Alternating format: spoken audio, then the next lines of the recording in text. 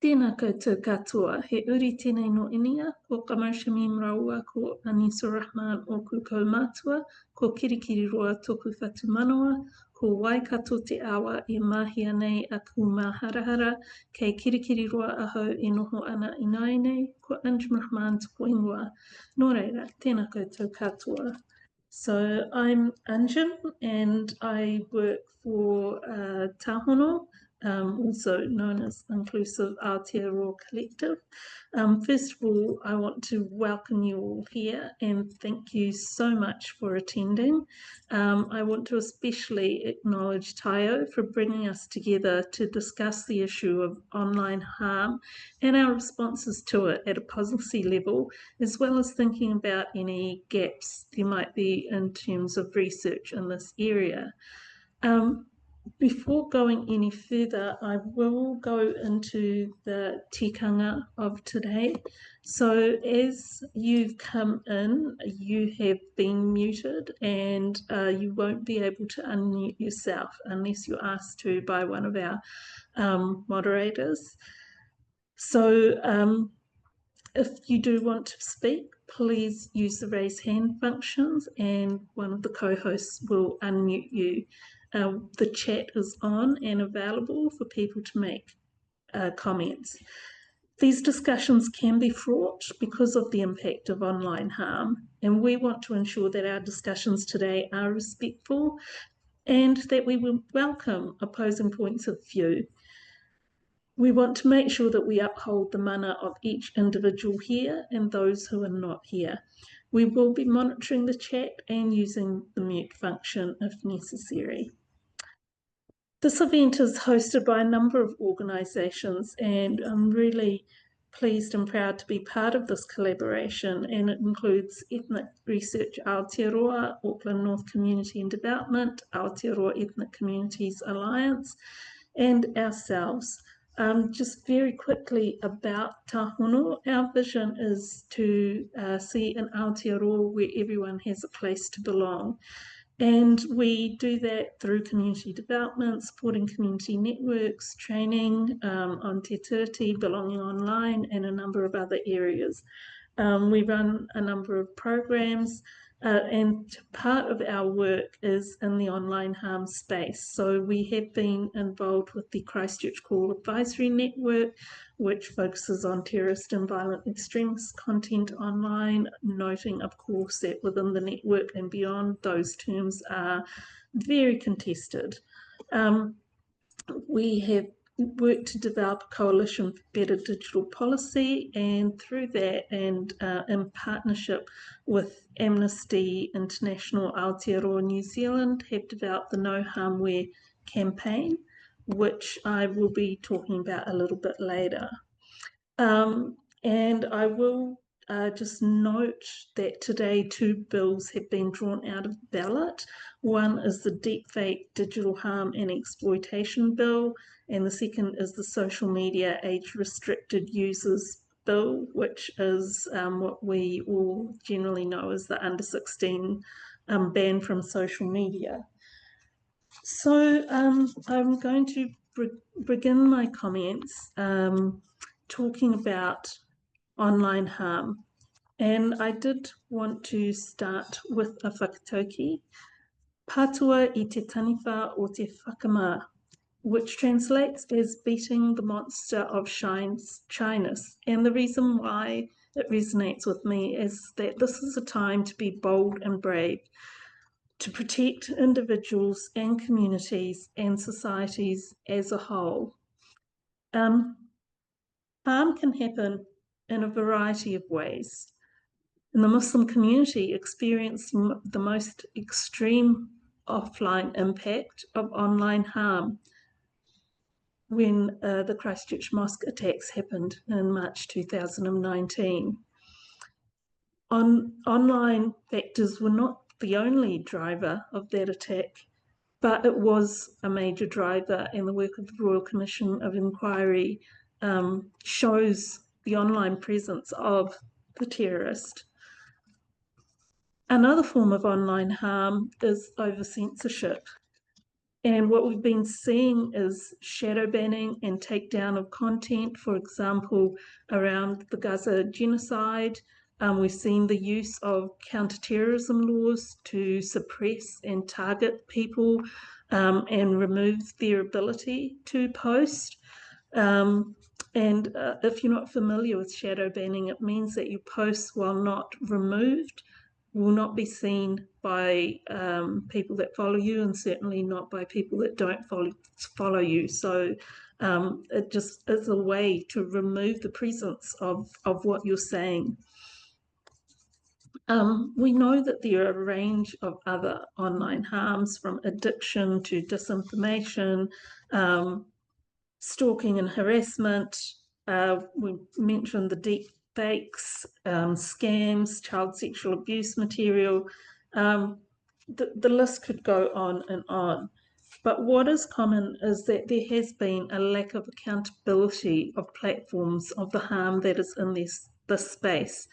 And in particular, the laws in Aotearoa, New Zealand, the Telecommunications Act, protects platforms from having legal accountability around the harms that are happening there. So, these are complex issues, and there isn't one single simple solution. But I'm putting forward that we do need legislation that focuses on systemic issues and that provides a framework to address and make visible these harms. Any framework will need to have protection against political interference and against malicious reporting, because we do know that people who are targeted, and there's plenty of research around the types of people who are being targeted online. One of the ways that they are targeted is by having a whole lot of malicious reports to get their account taken down and remove their free speech rights. We're seeing the use of the notion of child safety to censor certain types of content which doesn't merit censorship. And so, we're seeing that, for example, in the trans space and so on, that content that isn't meeting any thresholds is being censored. So therefore, we do need a really robust human rights approach, balancing rights of free speech, as well as the right to safety and the right to life and various other rights. We know that extremists and other political actors seek to silence. That is why they are behaving the way that they do online. And I would refer you to a paper that I wrote with Professor Mohan Datta called Online Warfare, where we list out the ways that this is happening. But, what we're seeing currently are the kind of Gamergate tactics of people being targeted through their employment. Doxing has been common for a long time, where their workplaces, their homes, their families are put up online, their contact details, so that they can be harassed and removed from the internet through that harassment. So what we're saying is that we need an independent regulator, and that we centre communities in any solution to online harm, and particularly the communities that are impacted the most. We need to work in multi-stakeholder ways, taking into account that there are imbalances of power, and that we have some very large platforms with a whole lot of influence and a lot of wealth. We have governments who have the power to pass legislation, to imprison, and we have civil society who have a lot less of all of those things and very little power that equals the state or corporations.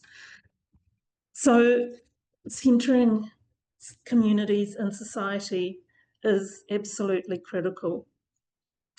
I did just want to mention the No Harmware campaign, and we'll put the link to that in the chat.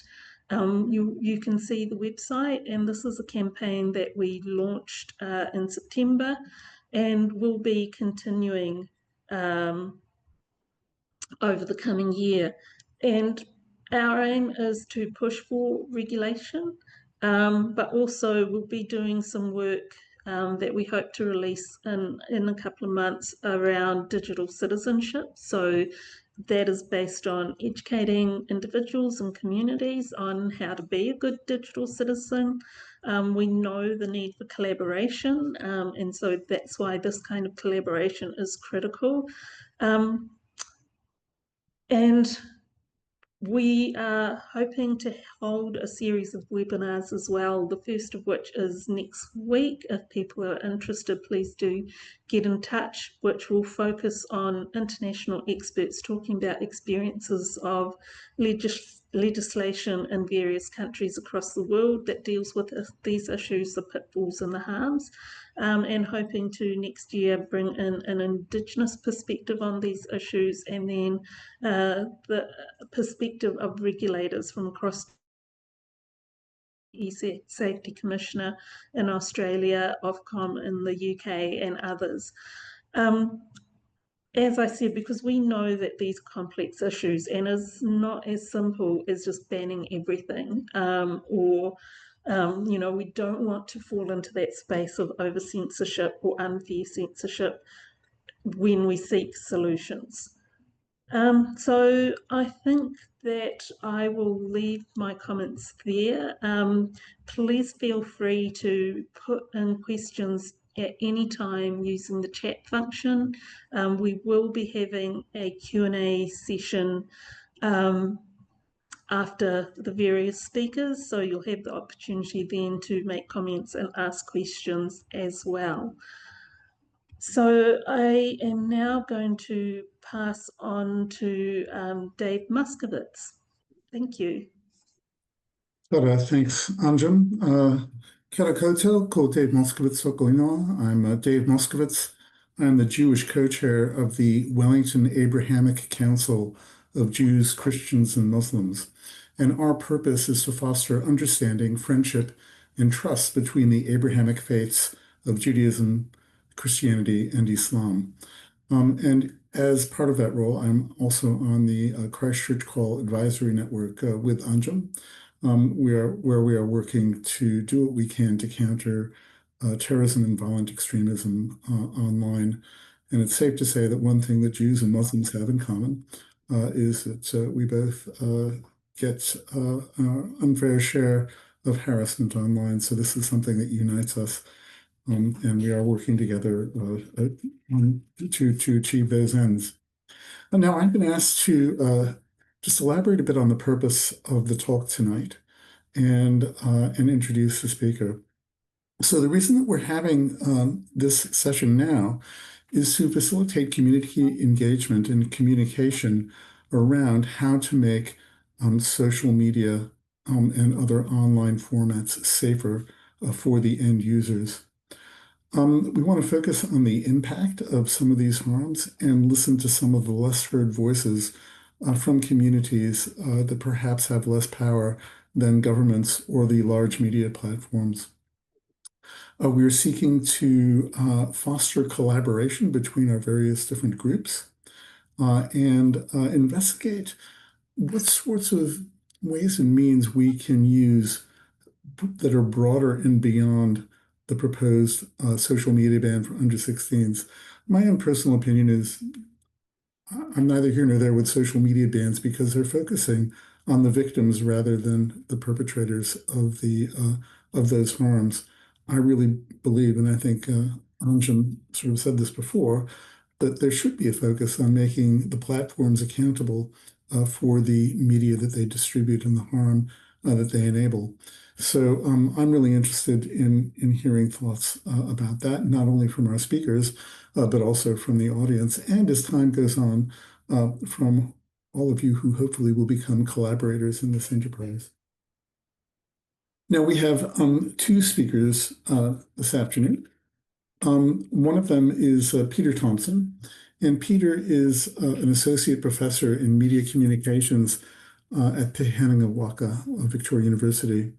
And his research is focused on the political economy of the media industries, particularly public media policy, regulation, and funding issues. He's a board member of the Better Public Media Trust, a charity which advocates for public interest media, and he's also the founding co-editor of the Political Economy of Communication journal. He has undertaken commission research for a number of government agencies and has co-authored a report exploring different international models for online content regulation. This has informed the Safer Online Services and Media Platforms proposal, which was discontinued by the current government. And he claims to have annoyed every minister of broadcasting since 1997, which is a really excellent claim. So we'll be hearing from Peter shortly.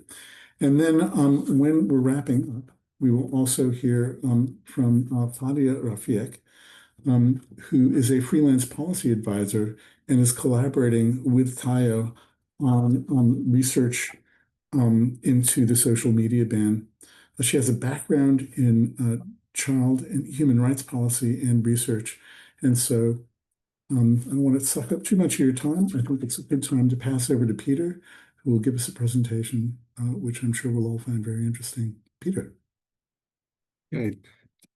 Tēnā koutou katoa. Thank you very much, Teo, Dave, and Co for inviting me here.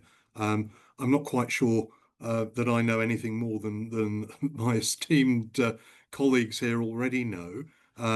But as Dave suggested, I've been involved in some research into this area that informed government policy, or was supposed to inform government policy until it was rather unceremoniously abandoned.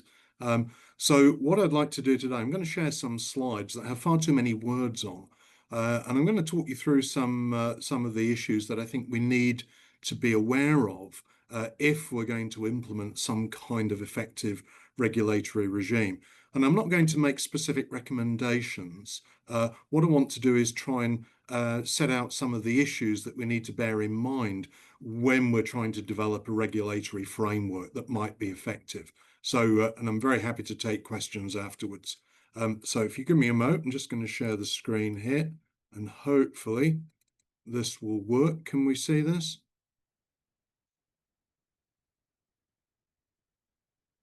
Is that visible to everybody?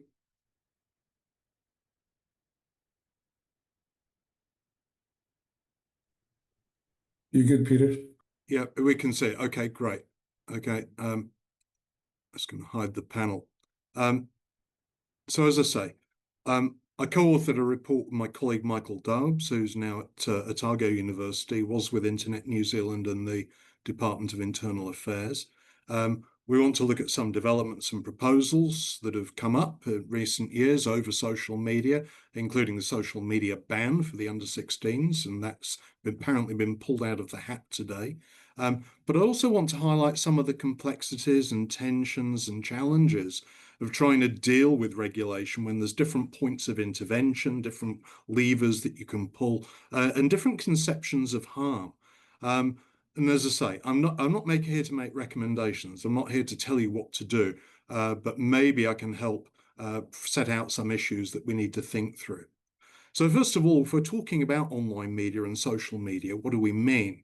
Well, primarily, we're talking about platforms that enable, the discovery of content, the sharing of content, the hosting of content that has been provided by third parties, user-generated content. And what that means is that there's relatively limited editorial oversight over the content that's actually hosted online. And I don't think social media can be considered either as publishers or as common carriers like phone and internet providers. In some cases, such as the US, they even have special protections such as safe harbor regulations, which basically mean that because you're simply providing the platform, you're not accountable for anything that anybody actually puts on that platform.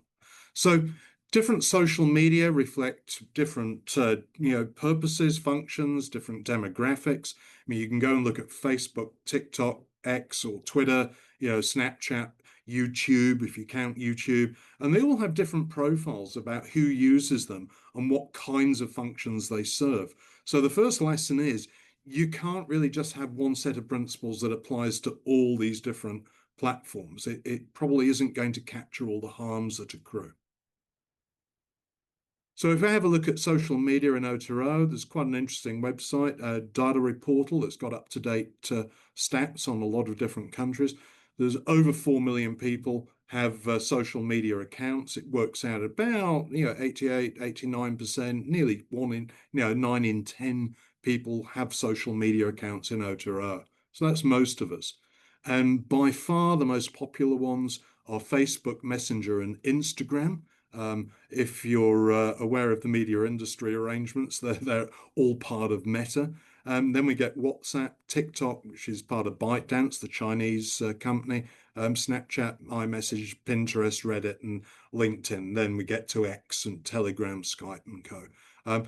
So this is over 16s. If you go and look at what children use, then Snapchat and TikTok are far more popular. But though that's the general pattern of what we're using. And what do we use them for? Well, I'm not going to talk all the way through this, but way out at number one, keeping in touch with family and friends. That's the main function that we use social media for. Fill spare time, read news, find inspiration, see what's being talked about by our peers, finding things to buy, talking about our lives, following personal interests and so forth. And again, probably a little bit different for the under 16s, but keeping in touch with friends and finding out what's going on in your peer group is probably way up there. So where are all the harms that accrue from this? Because there's obviously quite a lot of positives. Well, I like to split these up into roughly two categories. I mean, I think we could break it down further, but for the sake of the talk today, a lot of the discussion about harms online focuses on content. And I think that's legitimate to a certain extent. There's violent extremist material, there's disinformation, trolling, cyberbullying, doxing, that's already been mentioned, online bigotry of various forms, polarizing discourses that increase the divisions in society and generate dislike, mistrust, and hate. Harmful lifestyle materials, extreme diets, websites that tell you how to kill yourself, scams and online fraud. I mean, sure, and those are all big problems. But dealing with some of those problems doesn't necessarily mean just looking at the content. In fact, if we go and look at the structural issues, we find some more complex areas of the online architectures where we might want to pay attention. And that's, first of all, to do with algorithms. I think most of us are aware that the content we discover on social media is driven algorithmically. They looks at what we like, looks at what we search for, and then it feeds us more of the same and often pushes us down towards more sorts of similar content. There's data harvesting, issues of personal privacy, cultural sovereignty, the facilitation of targeted advertising and propaganda, the Cambridge Analytica scandal in the Trump election, dysfunctional online behaviors. And that may not be an online content issue, but just spending so much time doom scrolling on your phone. And then all sorts of other factors, such as the deleterious effects of media, on media business models. The amount of advertising that's gone from the media companies that actually provide content, and in particular news content. And that's all gone to two main companies. That's Google and Meta. In fact, they're now the majority. They're the operators where the majority of digital advertising is captured, and very little of that money goes back into content. So I think the structural issues are really important alongside the content. If we look at different sorts of harm, and this comes from the report I wrote with Michael Daubs, we have to differentiate between different forms and features of harm. And just to give you two examples, you live stream a terrorist attack, it's episodic, it's usually a one-off, very, very impactful, deeply distressing. It may entail intrinsic harm because people are actually being killed or hurt, and people can be, very, very deeply traumatized by watching that. And it can affect a large audience. So it's a social level. But you can compare that with cyberbullying, where you've got a single person, who may be targeted. And at first, a few rude comments may not matter. They're not intrinsically very harmful. You could ignore them. But when it starts to accumulate into hundreds and maybe dozens of people saying mean things about you, that could certainly affect someone's self-esteem. And if you're in poor mental health, that could amplify harm or trigger all kinds of unintended reactions. So different forms of harm are important to consider when we're regulating. What kinds of harm are we trying to avoid? Now, I found a report very recent. It's really, really good, and I've quite shamelessly purloined their excellent diagrams. But the link is here, and I'm quite happy to provide these slides to anyone that wants to look it up. But this is a NetSafe and Save the Children study, and they've looked at what children use. They looked at about 900 children, I think, 997, nearly 1,000.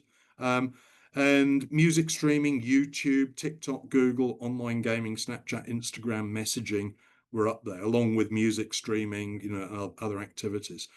They don't just look at the internet in one place. They do it at school, at friends' houses, on the mobile, at the library.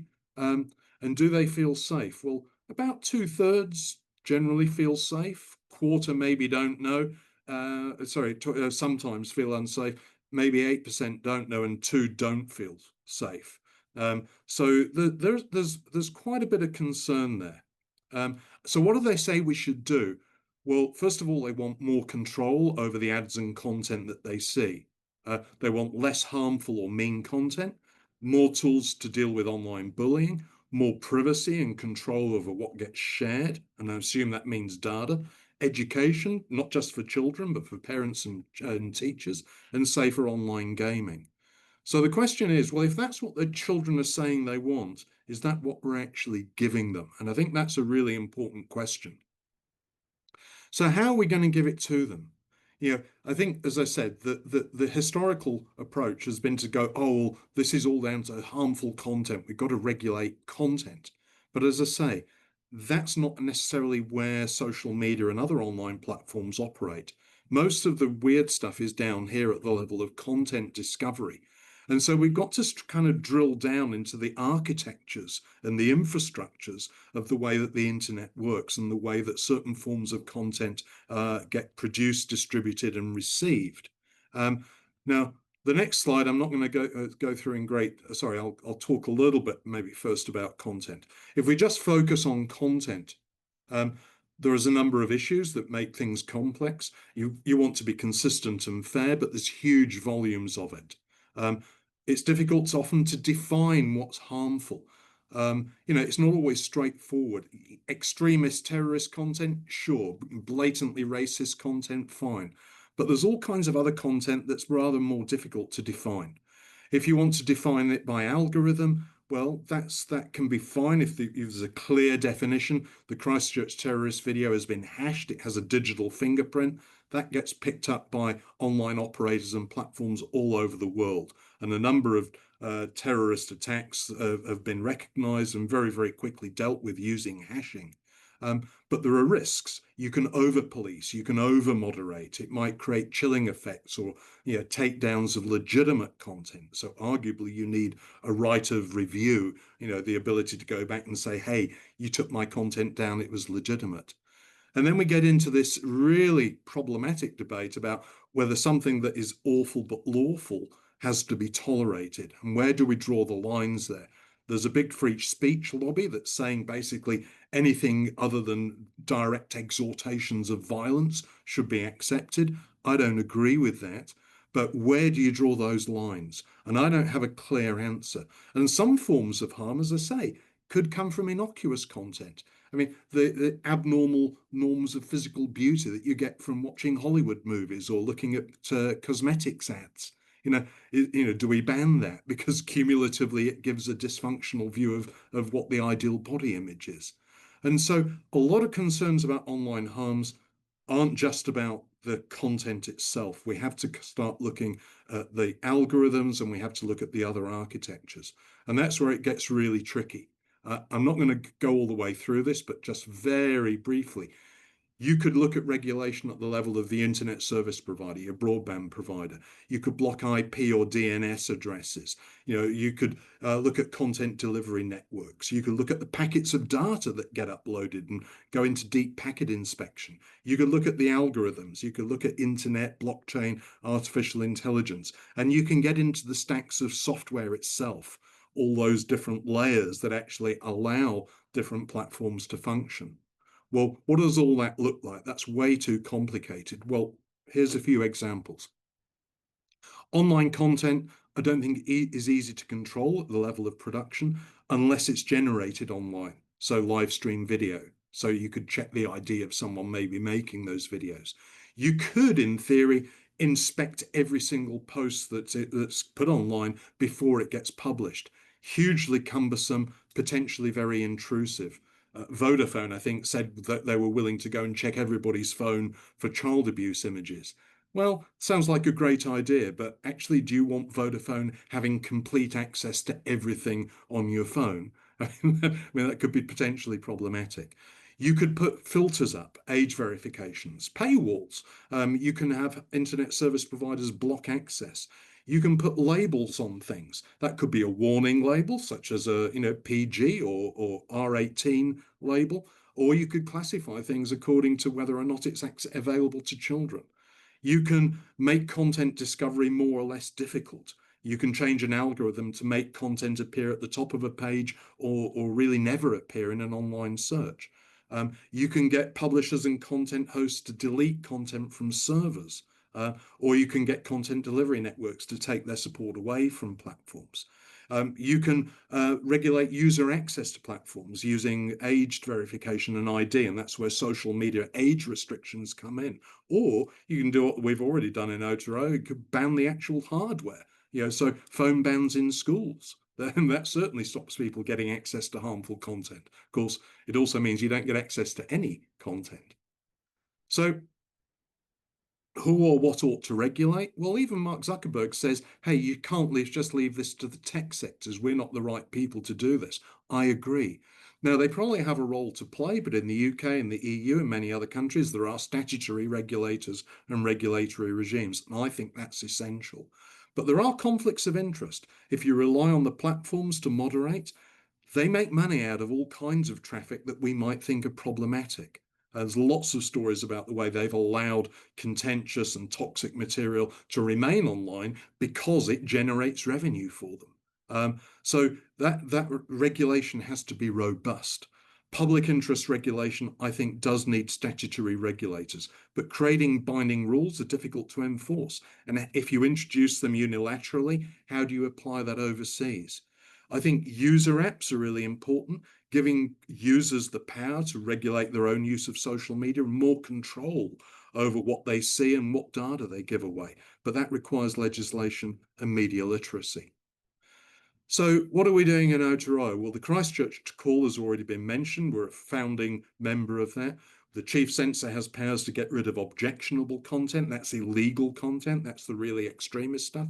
The Harmful Digital Communications Act and NetSafe deals with mainly interpersonal issues, cyberbullying, online scams, and that's a non-statutory complaints body, but there is the potential for prosecution.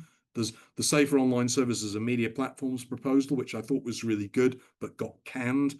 Of course, we know about the ban on phones. We just mentioned that. And Catherine Wedd's proposal to ban social media for under 16s has just come out. Now, whether that's the solution that the children are asking for, I have some doubts. And Ruben Davidson's bill, also following the European model and the UK model, talked about imposing duties for online platforms. Well, that's not out of the hat, but I think it's worth a look. And what are other countries doing? Well, some social media say, hey, we already have a minimum age of 13 or whatever for accounts, but they don't always enforce that. We know that. In Australia, they're banning under 16s from creating social media accounts. Now, key point, it's about creating social media accounts. It doesn't necessarily regulate all the other content where you don't need an account to access it. In the UK, the Online Safety Act has obligations, duties of care to make sure children are protected, including age verification. In the EU, there's age verification, parental consent, and some under 16s restriction. Greece, interesting case. Greece has some really interesting media laws. They've introduced Kids Wallet, a mobile app that gives parents basically the power to verify children's ages on social media and to monitor what they're browsing. And in the USA, not well recognized for being a heavy regulator, the COPPA model allows parents to have control over the children's data collection. And there's also a bill sitting on the table. Whether Trump will look at it, I don't know. I have my doubts. But the Protecting Kids on Social Media bill would ban social media for under 13s, require age verification, and even ban algorithmic content regulation for children. Sorry, algorithmic content recommendation for children. So I'm going to finish off there. If anyone wants the copy of the slides, very happy to provide them. My email's there, and you can contact the group, and I'll be in touch if you want. Thank you very much.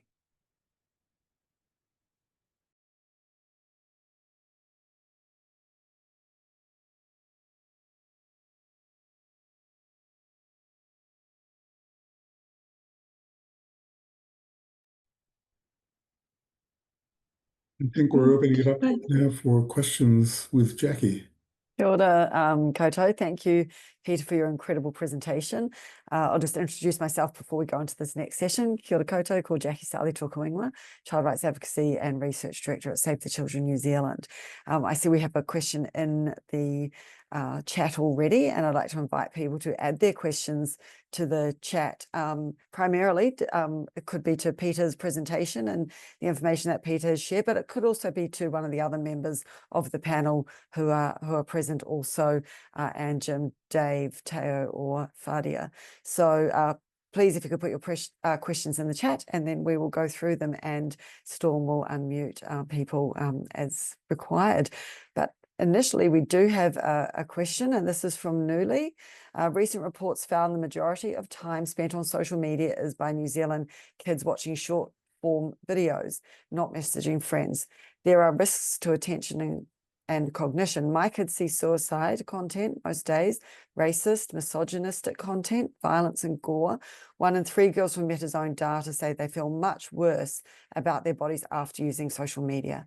What is wrong with introducing reasonable age restrictions for children and younger adolescents, especially when harms go behind content to the very design of these platforms? We can't wait for causation research. Most health research can't show cause for ethical reasons. I'm wondering if you can talk about the risk-benefit ratio. Thanks. So pass that to you initially, Peter. Okay, there's another lecture here, I think. Yeah, look, these are really serious issues, absolutely no question, and I'm absolutely firmly, convinced that we do need to regulate. The question is where, and do you want to say, look, absolutely nobody under 16 is allowed to access social media, or do you want to actually say, look, we need to compartmentalize social media so that only certain forms of content is accessible?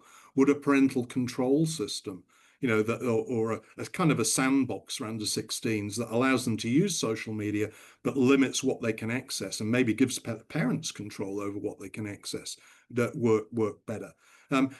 I think there are benefits from this. My colleague Alex Beattie at Te Heranga Waka did some work on this, and for example, he's found that some children in smaller towns, for example, who may not have a wide social network and are dealing with, I don't know, personal issues of anxiety, gender identity, things like that, find groups that support them online. So he's quite concerned that if we just put a blanket ban on social media for young people, you don't not only cut out the negatives, you cut out all the positives. So I think there's a view out there, and I'm sympathetic to this, that's a total ban is going to do some harm as well as some good. And children can get around this. They're smart. They're more tech savvy than our generation, but by tenfold. So I think where we need to regulate is just, first of all, have a legal framework, and then B, go and talk to these platforms and say, you know what, our kids are not fodder for your advertising programs. You actually need to have a duty of care. I quite like the UK model for that, and say you need to be responsible for what our children are exposed to, accepting that there are some risks, but making sure that they come up with clear policies and systems that allow our tamariki to engage with social media without a constant risk of encountering all this toxic material. So I could waffle on, but I think that's probably enough to go on. The question is, which of those models, which of those different regulatory points do we think is going to work? And I don't have a clear answer. I think maybe we need several levers to pull at once. Great, thanks for that, Peter. And I Can see I Anjum's, add- yes, please go ahead. Thank you. Yeah, I did also just want to add a further risk in that for some kids, parents aren't the safe person for them. And so, online does provide a space for them to, one, get other information, to seek support and those kinds of things. Obviously, there's that question of, is the social media space the best space for that? Maybe, maybe not, but it would be really difficult to create a space with all the parameters around it that would be 100% safe. And also it does put the burden on the kids, in a sense, of removing their ability to interact while not putting the burden on the platforms to make sure the platforms are working better. And I think that, for me, is the space where we as society need to be putting the pressure more, is actually addressing the structural issues that Peter talked about rather than content issues. Thank you. Thanks for that, Anjum and Peter. And perhaps I'll just, Nuli has put another comment in, and I'll just refer to that before we go to Kurt's question, because we're speaking about this. So Nuli has shared, I'm keen for age restrictions for children and young teens, like most parents. For our legal minor children, they can still message on networks or messaging platforms.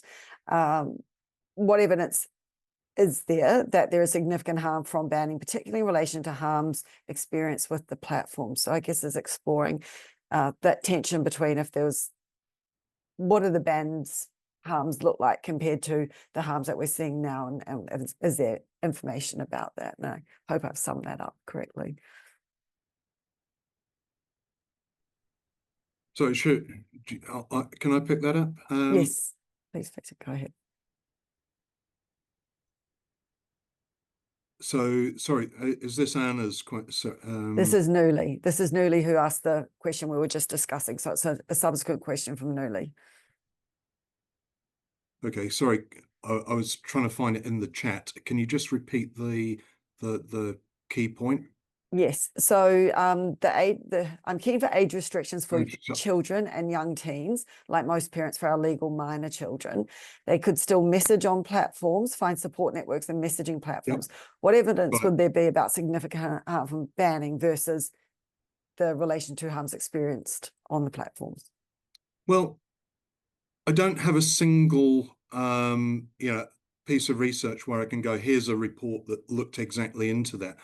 And the very nature of banning things means that probably you're not going to find a ready cohort of young people, that are still using social media illegally, who are then willing to talk about it.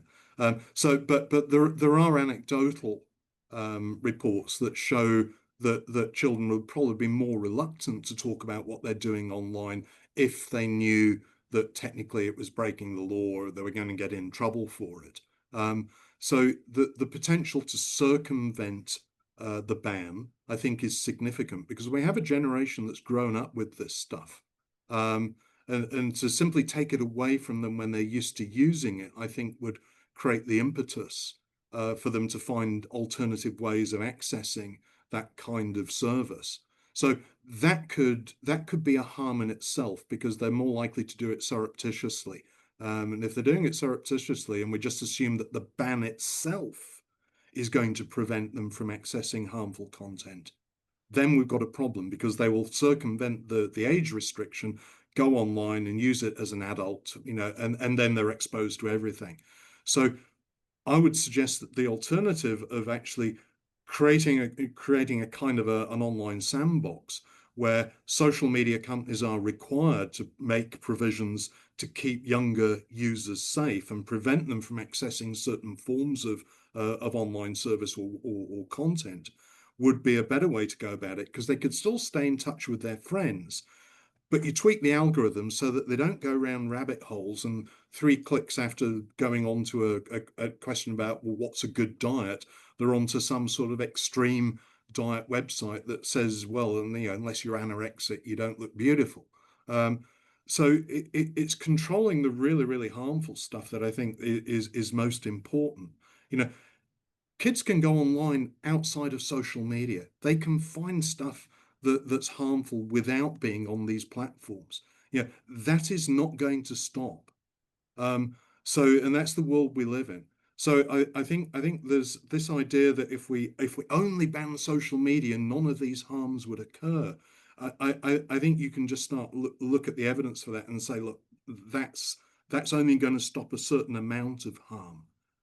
And it could propel some children into behaviors that are probably more harmful, because they will do it surreptitiously, and then there isn't any parental oversight and you really don't know what they're getting into. So I do worry. I'm very sympathetic to age restrictions, but I think an absolute outright ban could actually lend itself to creating more harm rather than solving the problem. Thanks for that, Peter. And if I could just also add in from the Save the Children research and other research that we looked at globally, is that children themselves do welcome restrictions. They don't want to see the harmful content. They themselves are on board with that. So I think that's potentially a tension we should be exploring, banning versus restricting, and how is that effective, and how are we empowering children, rather than the comment you made earlier about, focus on the victim versus the perpetrator, and what is the role in tech companies, whatever their stripe, being accountable for what they're delivering or failing to deliver in terms of safety and good opportunities for children. And then I'll just pass to you, Anjum, and then I'll go to Kurt's question. Yeah, I was just in a hui a couple of days ago, and there's also been research in New Zealand. And I know Classifications Office works with young people, but there are other researchers that have been working in this area. And what I can recall of what was said there is what young people want is a trusted adult who will be non-judgmental, with whom that they can discuss what they've seen and work through it as well. So thinking about in terms of non-regulatory support is how we can put those kinds of community things in place so that we have, like, the kids have somewhere to go where they're going to be able to discuss it, and also then discuss, okay, how can I make sure I don't kind of see that stuff again? How do I manage the algorithms? How do I manage my account? Those kinds of things as well. Great, thanks for that, Anjum. So Kurt's question is, please comment on the relevance of open source alternatives and how we might start to encourage early adoption by youth. Also interested in existing curriculum regarding media training and what we could access and build on. Ooh, sorry, I'm not quite sure what you mean by open source there. Do you mean... I'm not certain either, so perhaps Kurt, if you could... I know okay, what open source means. Great. Pick it up, open source, and Dave will know. Dave will probably give a way better explanation than me, but it's basically free software, things like Linux. I use Firefox from Mozilla rather than any of the big platforms. So there are wonderful people that are putting out products. I've heard Linux instead of using Microsoft, and especially for people whose devices won't take Windows 11. There's been a lot of talk around using an open source or freely available piece of software to run your systems on. So does that capture it, Dave? Well, I would just add that there are some open source platform communities like the Fediverse. You may have heard of Mastodon, which is a member of that sort of set of software, which is run by small communities who self-regulate and self-moderate and prevent, through the work of individuals, harmful content from spreading through their own networks. Yeah. As an example, the Mastodon.nz community has around, I think it's around 10,000 registered users, around 1,000 of whom are active. Yeah. So they're really tiny compared to those huge international platforms. Right. So, it's difficult. They don't have the resources, the advertising reach, the finances. It's really, really hard to attract people onto those little sort of small communities when you have the big flashy TikTok available that's always pushing content at you that you're going to be interested in because it knows exactly what your behaviors are and what you like to do and can find that point of weakness in you, which is going to encourage you to actually spend money with someone from whom that platform is actually going to gain revenue. So it is really a David and Goliath sort of situation with open source versus the large platforms. I'm not sure what we can do about it. Yeah. Just to build on that, yeah, I wondered if you were talking about Mastodon and other kinds of sort of non-commercial social media platforms. And Dave sums it up really well. The term we'd use, I think, in academia would be platform incumbency or network incumbency, where we're on social media because that's where all our friends are. And it's very, very difficult to suddenly say, oh, we're all sick of Snapchat or Facebook. Let's all go to Mastodon. People don't. It's hard to bring everybody with it. And if it's something like TikTok, where you're going there for the content and the videos as well, that doesn't transport. So this is why, I think public service social media would be a brilliant idea. And I'd very, very happily, look at models to fund that. But I don't think that will solve all the problems. We absolutely need to regulate the mainstream platforms and the way that they operate. And if you can maybe have some platforms that you can introduce younger people to and inculcate some positive habits and show them how to interact online with respect for other people and how to express their ideas. I think that kind of thing in a school would be wonderful. But I think they're going to graduate pretty quickly to the mainstream platforms, and then the difficulty is that those mainstream platforms heretofore have really dragged their feet on measures that would limit harm. So I think we're back to the problem of where we intervene and what we make those platforms do to protect younger people. If I can raise another sort of associated issue, I'm concerned about what we can do as New Zealand, a relatively small country. The revenue of most of these platforms is greater than our GDP. What can we do alone? I think we really need to work with other countries in order to find a solution that's going to be able to hold platforms to account. Otherwise, we'll end up with those large platforms just cutting us off, as they did with Canada and a number of other countries as well. Thanks, Dave. That actually segues nicely into a question from Anna. Given that many other jurisdictions are rapidly moving in regulation of online spaces, with jurisdictions like the EU already having years of legislation that regulated online spaces in some way, what are the risks of New Zealand being so late to the regulation game, and what can we do as a small country economy? Well, if I can pick that up, I'm a little more bolshy in my disposition towards what we might do in terms of regulating these global platforms.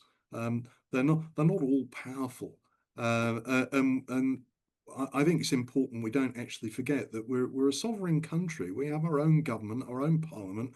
We can make our own laws. Now, Dave is absolutely right that when it came to, for example, the Canadian introduction of rules about supporting news and media. I mean, Meta in particular just said, okay, you're not sharing on news on our platform. They temporarily did that with Australia.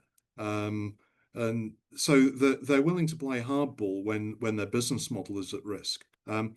But where you actually have models overseas, such as the UK and the European Digital Services Act, there are regulatory regimes that they have to comply with because those actors are too big to ignore. Now they're relatively early, relatively young in terms of development, but I think we don't need to copy what all the other countries do. If what we do chimes with what other countries are doing. I think that's a way forward. And I'll give you one specific example where I think we would need to have a slightly different regime from the EU or the UK, and that's dealing with Maori and Pacifica communities and maybe some other ethnic minority communities, where particularly those that are unique to Aotearoa, though, because there I think we have not just a need, we have an obligation, to ensure that those communities are protected. And if you go and look at what the Maori data sovereignty movement is doing, they're streets ahead of the policy thinking. They've really got it. And they've actually got a really, really important principle there, which is that our data is a taonga, and that we actually ought to exercise sovereignty over that. Our data is also the currency that those social media platforms use. That's how they target advertising at us. That's how they find out what we like, and they give us more of what they think we want. So I think exerting some rights over our data would be a very, very important lever of these social media platforms into the fold, and saying, hey, if you want to take $2 billion of advertising revenue out of Aotearoa's media market every year, you are going to have to behave yourself in a way that we find socially acceptable. So I don't give up on the idea that we could do our own thing, but I don't think we should just go out on a limb and do something that hasn't been tried before. But I think we ought to exert ourselves. We are late to the party. I think everybody was late to the party on social media, to be fair. But the idea that we've just got to sit back and wait until either the OECD or the EU or the other countries have decided what the frameworks will be, and then we'll copy them.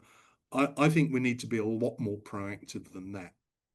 Yeah, I'm not suggesting that we sit back and wait, but I am suggesting that we work with others, because when we work with others, we'll be much more powerful than if we just do stuff on our own. Don't disagree with that, Dave. Thank you. And I just would also like to refer to Anna's second comment, which is, would data protections be a more technically and legislatively effective approach? The right to be forgotten, for example, make the platform more aware of the data they hold and give the user control over the data. For years, we've been saying data is a new oil, and that does resonate to some of the comments made. But I guess that, really legislating data protection, is that where we should be going? I think giving users more control over their data is a really, really important idea.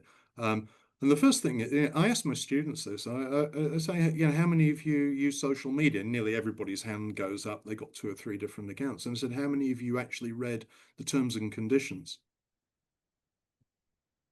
Blank. So, okay, do you actually know what you gave away? Facebook, for example, just says that anything you post on Facebook we can use. It's just, you've given it to us.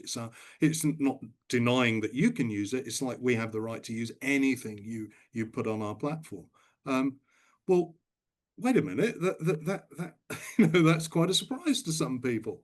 Well, how about, instead of just saying you've given your rights away forever, how about say you give it away for a year or 2 years? You've got a 2-year window, and then you get a chance to say, do I want to revoke my permissions or revise my permissions? And I think if you start working like that, these platforms would start being a lot more careful about the way that they dealt with us. So I think controls over data is a really, really good framework to look at a starting place to reclaiming our rights from these global tech firms. Thanks, Peter and Anjum. Yeah, just interestingly, a few weeks ago there was an article that Netherlands has passed a law, and so they're not a huge country, basically giving users the right to determine how their own feed operates effectively, because what happens right now is the social media companies decide what you see, and when they started, your feed would be in chronological time of what people you knew posted, right, or shared. but now it's not. And now it is like the fact that 7% of your followers will see what you posted because they want to monetize it and so on. And so just a simple law and a right like that to say we as users get to choose the way our feed appears will make a huge difference. It'll be interesting to see how that goes. And the other example that's a little bit more frightening in a sense is what has happened in Nepal, if you've been following that, where the Nepalese government wanted or required social media companies to register. And the social media companies refused to do that. So the Nepalese government then banned them, which led to riots, loss of life, burning of buildings, and in the end, a change of prime minister and so on, but no accountability for the platforms. So in terms of a people's movement and Gen Z coming out and making a massive change, yay, but the loss of life and the fact that, you know, it was a move around accountability for platforms that has given me a bit of a cause for concern. So in that sense, you know, some countries are doing stuff. We should try to do stuff. Doing a blanket ban didn't go well in Nepal. And I don't think that, you know, we're going to see under 15s out rioting in the streets and doing those kinds of things, but we do also have to recognise the agency. And in terms of the broader question, I think that we are behind where everyone else is going. I think there's also issues geopolitically around the imposition of tariffs and so on that are having an impact in terms of where we place ourselves. We also know that some of the legislation in the EU and the UK and so on is not going well in some ways, and in terms of political interference, some types of content being banned, those kinds of things. Like we do need to also critically learn. So while forming alliances, also making sure that we have our own flavour and that we've learnt from their mistakes. Yeah. Thanks for that, Anjum. And I see we're really racing through the time. So I just maybe a couple more questions before we pass over to Fadia. We've got, and I'd also like to just draw people's attention to the chat where Tao has posted some links to some articles that people might find helpful. And yeah, there's a couple in there. So sorry, I'm just finding John's question. So John's question is, I wonder if how young people get a driver's license might provide a comparison. I guess that's potentially a comparison to we safely guide young people to be on the road and drive a car safely. Is there a comparison with guiding young people to be safely in the internet? And maybe it's broader than social media. In fact, maybe it's the internet and the digital world more broadly. How do we perhaps facilitate that guidance, and can we draw, I guess, from the metaphor or the experiences of a driver's license? Who would like to take that on? I wonder if actually it should be a requirement for adults, not just young people. It's really a matter of media literacy. I don't know if you could have a driver's license where you've got to pass a test to get access to the internet. I think that would be far too complicated to implement. But I do think media literacy is an absolutely essential pillar in any kind of functional regulatory system for online media. And that was actually part of the Safer Online Services and Media Platforms proposal that the Department of Internal Affairs put out there. So media literacy, I think, takes different forms. I mean, it's not just about knowing what buttons to press to get online. It's actually being able to spot things like, spot a scam or understand where an algorithm is taking you into places that maybe you don't really want to be. And also being aware of the kinds of traps that you get into, of understanding that certain forms of content are there to try and provoke you or make you angry or make you upset. So not basically allowing people to develop the skills of, in a sense, of online self-defense. So I would put that as part of a media studies curriculum in school and make it available to every child, and I'd make it available to adults as well. I mean, it's there are ways you could do that without being patronizing. We understand the internet and you don't, and you need to be trained so you can use it safely. I don't think anyone wants to hear that kind of voice. But if you put an online test up and go, okay, so you reckon you're safe online, can you spot these risks and hazards? I think a lot of people would go and have a look at that, and they may just be surprised, just how easy it is to be fooled. There's been some people online. I mean, Russell Brown a while back went online and said, hey, you know what? I thought I was internet savvy. I got scammed today, and this is how I got caught. And he would, massive kudos to Russell being honest, but it was really interesting. It's like, okay, if it can happen to you, that can happen to me. And so making people aware of where the hazards are, and some of the tactics and strategies that they might employ to be safer. I think that for me is the driving license. If I could add to that, it was interesting. I'm thinking back to 2019 actually, and I gave a speech, and somebody got up and said, "Oh, these video games are so violent, and young people these days, and so on and so forth." And I said, "Well, actually, if you look at the demographics, and that was for the 2016 US election, and who voted for Trump, it wasn't the young people. It really wasn't." And when we think about where the harm is coming from, that would be really interesting research, because I expect what you would find is the harm is not coming from young people. And so where we address, I mean, I am absolutely all for education, but it's a really difficult analogy, I think. But let's say we did take that, we put so much emphasis on the manufacture of cars and the safety and design features and the regulations around that and the legislation around that. When we think about firearms and the harms that they cause and all of the legislation and the licensing, but the manufacturers and the regime around it, when you put it all onto young people and make it like, oh, young people like getting a license, you're totally missing out that we have nothing comprehensive, serious, that is addressing the manufacturers.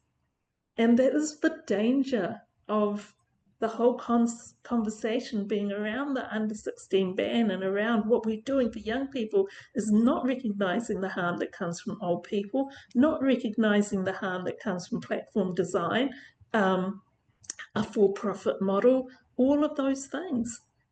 It's that to me, that is where the conversation needs to sit and stay, and where we need to put our efforts.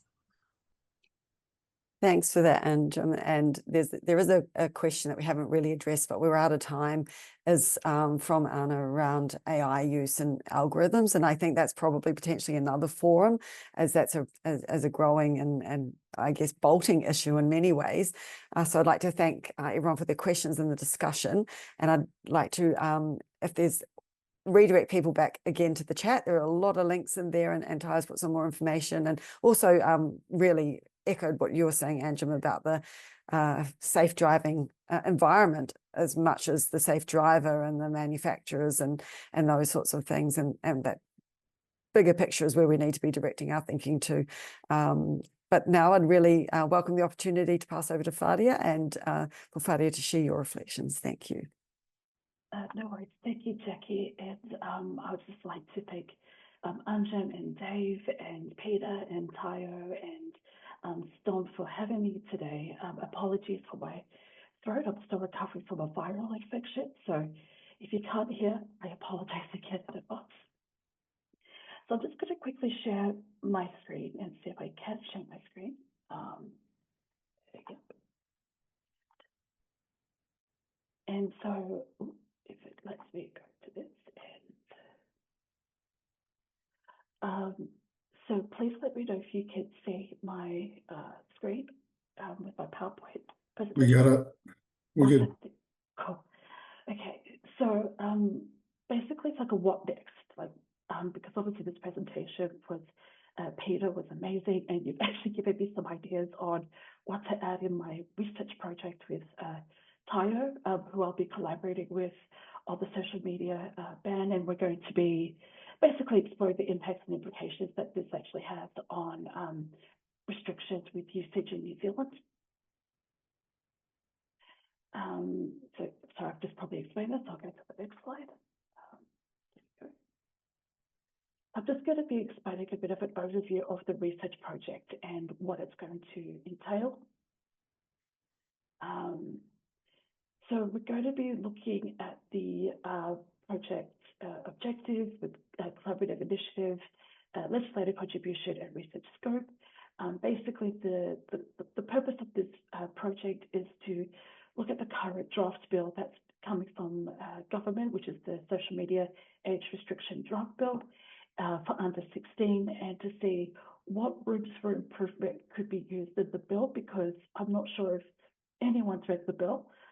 It's quite a simplistic and a bit of a sparse sort of draft bill that needs a lot of room for improvement. So Tayo and I will be collaborating together to form our own research and to give our own recommendations and our own ideas on what the government should add to make it more comprehensive. And so we're hoping to have this research project sent to Parliament by next year, which is around the election season in 2026. And so we're also planning to have international practices, like what are other countries overseas doing in regards to legislation? What have they implemented that's either worked or hasn't worked for them? And if it's worked, what can New Zealand take away from that to improve? And also looking into local perspectives, so schools, educators, parents, students, to see what is their take on the proposed social media ban in New Zealand, and to also just develop that from expert insights as well. Like, has anyone researched this area? And if so, what is their viewpoints on social media ban, whether it's in New Zealand or whether it's overseas? So I think Peter touched up on quite a lot from an international perspective and an EU perspective, European Parliament and European Commission. And so the basis of this research report will also be looking into that as well. We're also looking into the Asia Pacific policies.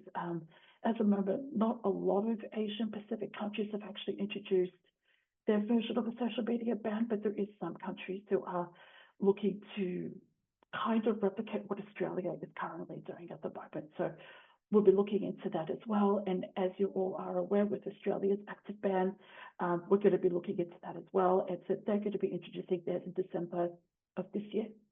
And so I know with New Zealand, they've also proposed their bill, and it's kind of taken from the Australian active ban that's currently going to be put into place.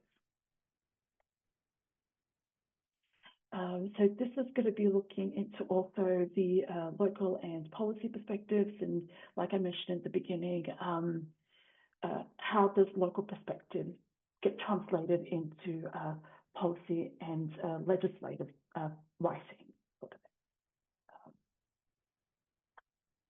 And so from the local perspectives, we're also going to be trying to get the perspectives of marginalized groups. So for example, like Māori Pacifica, people from the LGBTQI+ community, disabled communities, and other ethnic groups in New Zealand besides Pākehā groups as well. And so that is basically it. That's the end. Please let me know if you have any questions, and I'll be more than happy to answer them. And sorry, I'm having issues with my screen. There we go. Thank you for that, Thank Whādi. you. That was really interesting and great to learn about the research that you and Tayo are proposing. So I guess if we've got a couple of minutes, so I guess are there any questions from the audience or even the panel about directly related to Whādi's research? We do have a couple of minutes. So from Anna, how many jurisdictions do you anticipate to cover in your research, Whādia? Oh, there's quite a lot. As I was doing a lot of my readings, and I noticed there's a lot of European countries that Tayo and myself would like to cover. So we've looked into France and Italy and Greece and Germany, Norway, Netherlands, and France and the UK. So we're starting with those ones. And if it's Asia Pacific related, then we're going to be looking into Indonesia, Malaysia, and India, and South Korea, the countries who are trying to introduce the social media ban. But if anyone's aware of like any other countries that are potentially going to be introducing it, please let me know, because I'm still investigating and I'm still researching this. So yeah, please let me know. Great, thanks for that, Whādia. No problem.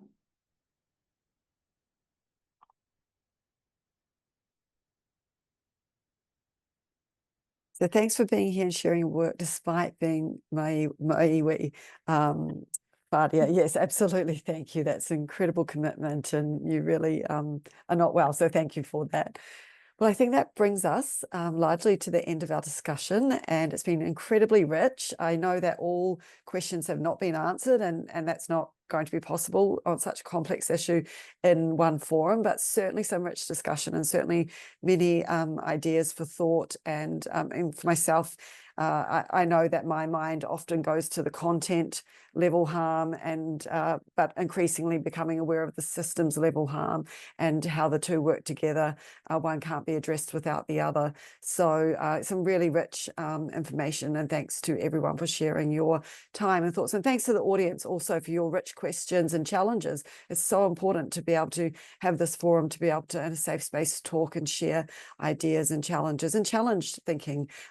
So thanks to everyone. So I would like to pass back to Anjum now, and a final thanks to everyone. Thank you.